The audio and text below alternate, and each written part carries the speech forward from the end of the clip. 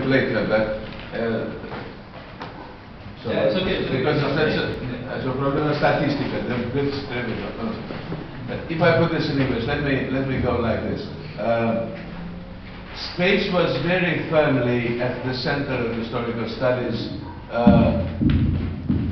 up until the end of the 19th century, when theoretical preoccupations that brought history closer to philosophy in many ways pushed, and then positivism that brought historians closer to smaller facts, more or less excluded from this new rewriting of political history, geography in forms other than simply geopolitical.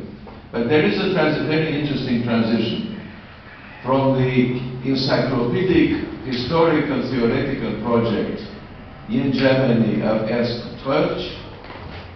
A certain understanding of space was imported into France by the legendary geographer Vidal de la Blache, who was actually the one who transferred all these discussions about space back into history, and where in the history of the Annales School.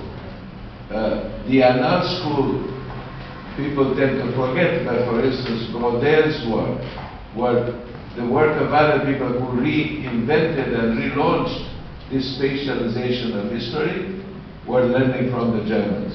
And were learning from the Germans via Vidal de la Blache. And it is no accident that Vidal de la Blache was the one who, in a way, prefaced the emergence of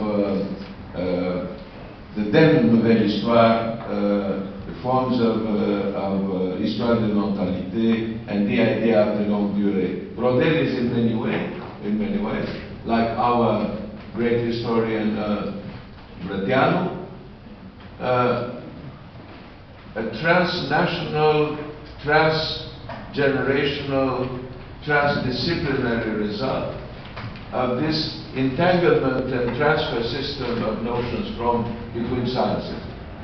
History was becoming, under the order of nation states, really again the Regina Scientiarum or Regina Scientiarum, central again to the national nation state project.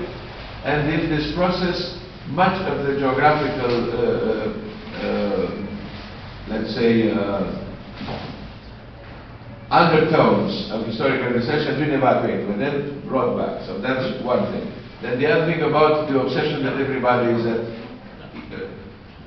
you cannot say that you are the core, the center, or the normative center of some place, but you can easily say that you are at a crossroads.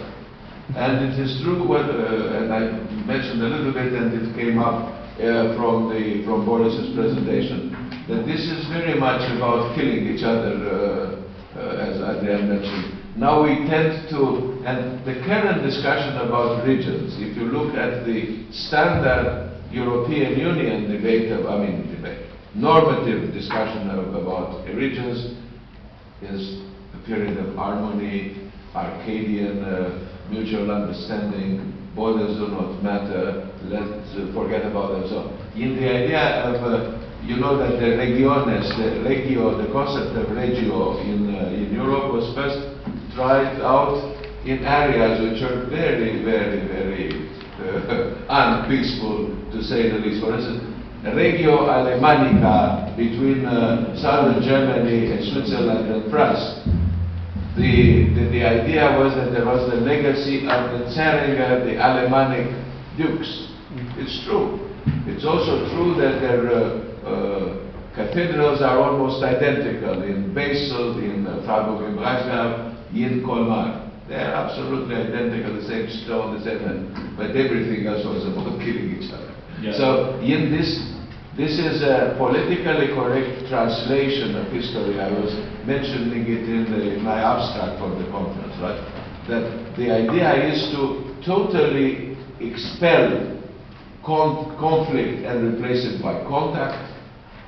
So nothing is about words, and but of course we know that this is not the case, and it's good to remind ourselves from time to time this was not the case. Yeah, thank you very much, Sri.